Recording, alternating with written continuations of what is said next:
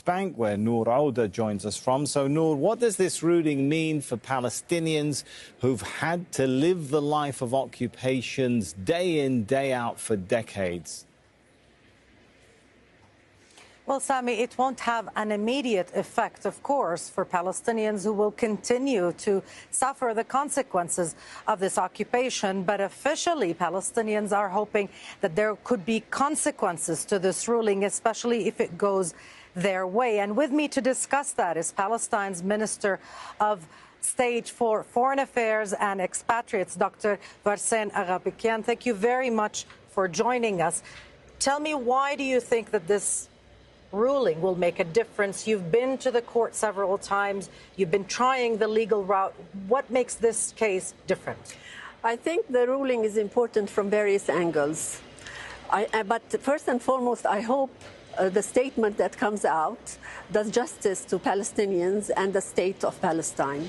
We have been waiting for this for a long time, and it's our right. We have been living under occupation for very long.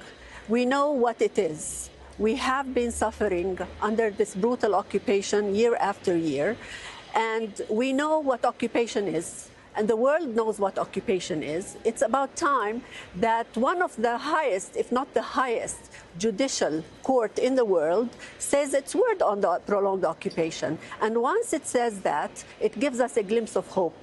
Maybe we won't see the results immediately after the hearing and the opinion, but we know that we will have steps that we will take further as a state and in our bilateral relations with countries of the world. If the court declares that this Israeli occupation is illegal, what will you do with it?